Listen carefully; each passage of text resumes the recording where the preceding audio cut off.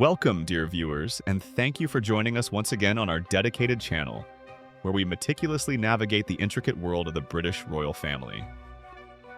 Today, we delve into a profoundly emotional moment surrounding the House of York, specifically focusing on Princess Beatrice, whose recent public appearance has sparked significant concern and analysis among royal observers.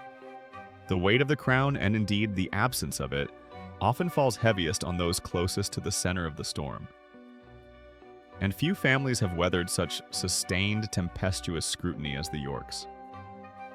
Before we unfold this compelling narrative of loyalty, loss, and the relentless pressure of the monarchy, please take a moment to show your support. Do remember to click that like button, subscribe to our channel for more exclusive royal insights, and ensure you ring that notification bell so you never miss an update. Your engagement truly helps us continue bringing you these detailed reports. The visitation at Royal Lodge. The focal point of our discussion today centers on Princess Beatrice, the eldest daughter of Prince Andrew and Sarah, Duchess of York. In a period defined by seismic shifts within the structure of the monarchy, shifts largely driven by the ascension and subsequent determination of King Charles III, Beatrice undertook a significant and visibly taxing visit to her parents. This visitation took place at the sprawling, historic residence that has become synonymous with the Duke and Duchess, Royal Lodge in Windsor. This ancestral home, a massive royal estate, served as the backdrop for what many believe was a crucial family summit, occurring immediately after a deeply consequential decision was made public concerning Prince Andrew's remaining royal associations. The environment surrounding the York family has been fraught with tension for years, yet the recent developments, particularly the definitive dropping of Prince Andrew's significant royal titles and honors, appears to have brought the emotional strain to a visible, palpable head. The public glimpse of Princess Beatrice arriving at Royal Lodge offered a rare, unvarnished insight into the personal toll these institutional decisions are exacting on the non-working members of the family. Decoding the appearance, a body language analysis. The visual evidence of Beatrice's demeanor was immediately seized upon by experts seeking to understand the internal dynamics of the family during this period of crisis. One such prominent authority, body language expert Judy James, offered a detailed and compelling analysis of the princess's appearance, which was subsequently shared in an insightful conversation with the Mirror newspaper. According to Ms. James, Princess Beatrice exhibited clear signs that could be interpreted as distress. This observation is particularly poignant because the York family continues to find itself relentlessly featured in negative headlines, a situation that has now persisted for an uncomfortable length of time, placing immense psychological burden on its members. Ms. James elaborated on the specifics of Beatrice's presentation, drawing attention to a conscious departure from her usual polished, regal appearance. She noted, "With what looks like a face bare of makeup, and with her hair scruffed up into a casual, rickety knot on the top of her head, Beatrice could superficially appear to be signaling some distress here, a visible manifestation of the stress she is undoubtedly under." This deliberate choice of attire and grooming, deviating from the meticulous standards typically observed by members of the royal family, suggests a prioritization of comfort and urgency over formal presentation. It implies that the purpose of her visit was not ceremonial, but intensely personal and supportive. The image conveyed was one of a devoted daughter rushing to the side of her parents during a moment of profound personal and institutional reckoning. The narrative surrounding this visit suggests that Princess Beatrice, the eldest daughter of the York House, arrived specifically to offer unwavering support to her mother and father. Given the severity of the circumstances, their reunion was highly anticipated by onlookers and was likely to immediately transition into a much-needed frank discussion about the current challenging situation the family faces. The issues at hand are not merely matters of protocol, but touch upon the very foundations of their public standing and financial stability.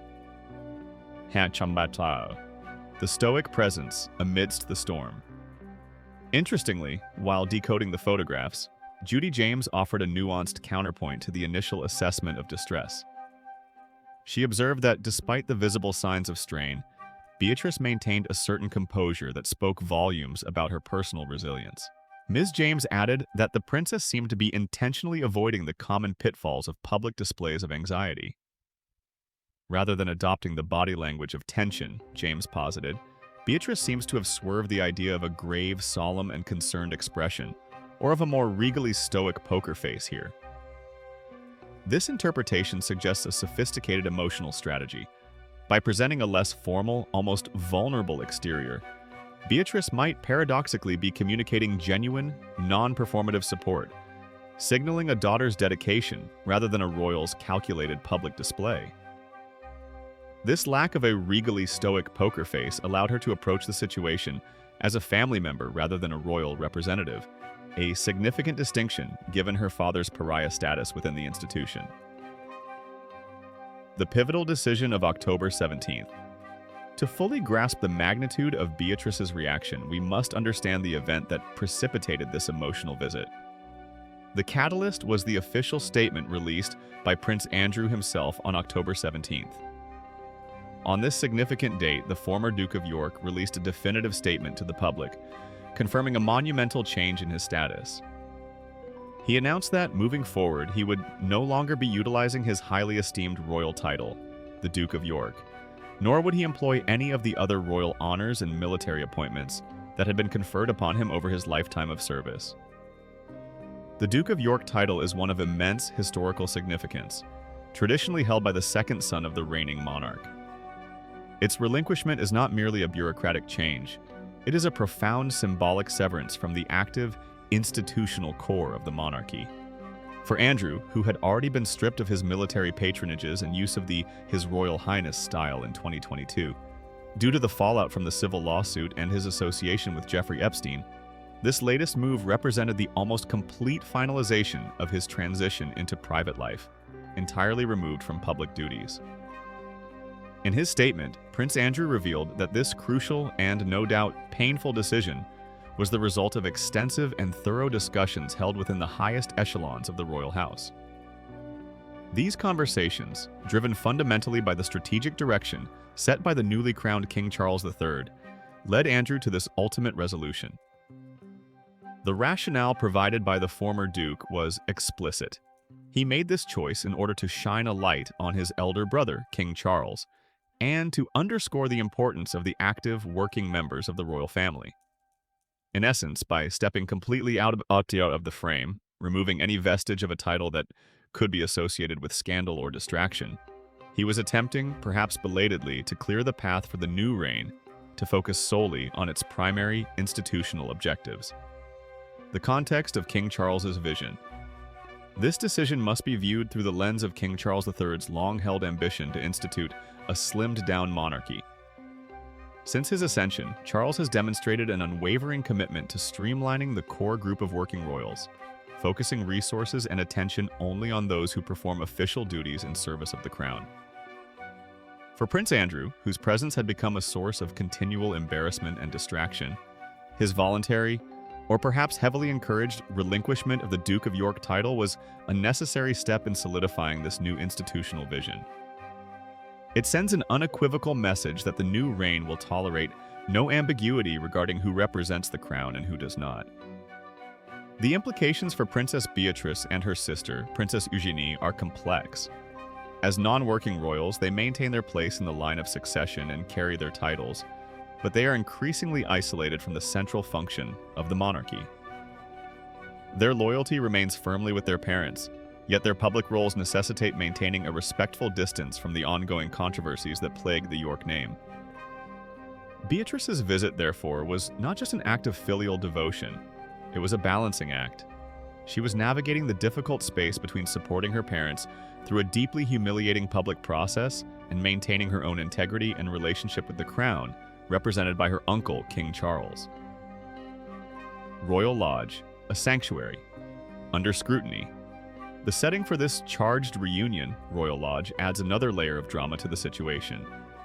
This magnificent Grade II listed building has been the primary residence of the Duke and Duchess of York since the early 2000s, secured by a long-term lease granted by the Crown Estate. In recent times, Royal Lodge has become less a stately home and more a symbol of Andrew's ongoing financial entanglement, and his resistance to fully stepping away from royal life. Reports have frequently surfaced detailing the immense cost of maintaining the property and the complex negotiations surrounding Andrew's continued residency, especially after King Charles reportedly suggested he might move to a smaller dwelling. For Sarah Ferguson, who still resides there despite her divorce, and for Andrew, Royal Lodge represents stability and privacy, a sanctuary where they can retreat from the relentless media glare.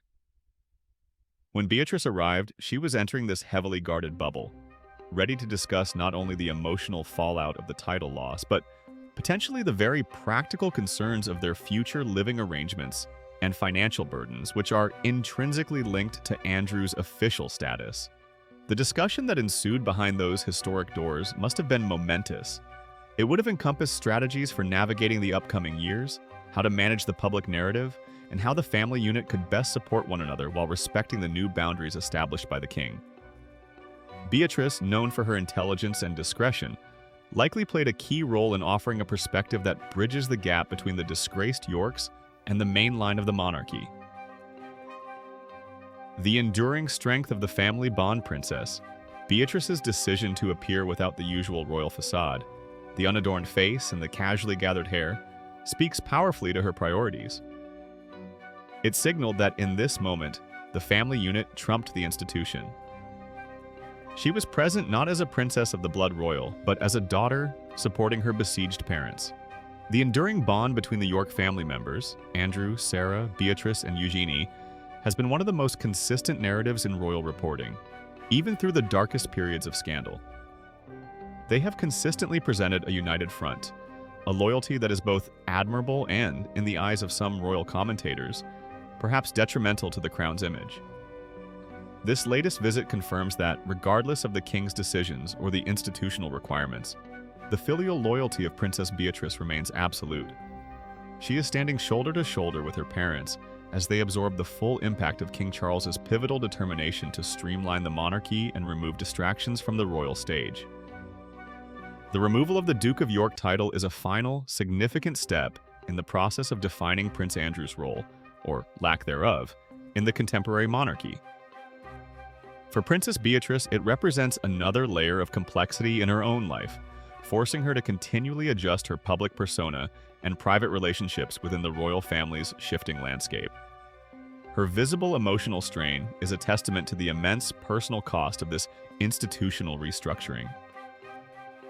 This dramatic chapter in the life of the House of York certainly gives us much to reflect upon regarding the definition of loyalty within the confines of the world's most scrutinized family. The image of Princess Beatrice showing up visibly distressed but resolute will likely be remembered as a defining moment in the post-Elizabethan era of the monarchy. It underscores that even behind the impenetrable walls of Royal Lodge, the emotional consequences of institutional decisions are deeply personal. What are your thoughts on Princess Beatrice's visibly emotional reaction to her father losing his titles? Do you believe her casual appearance was a deliberate signal of distress, or merely the look of a devoted daughter rushing to her parents' side? Share your perspectives and insights in the comments section below. We always value your thoughtful contributions to the discussion. Don't forget to like this video if you found this analysis compelling, subscribe for continuous, in-depth coverage of the royal family, and join us again very soon for our next exclusive update. Thank you for watching, and may your day be filled with grace and insight.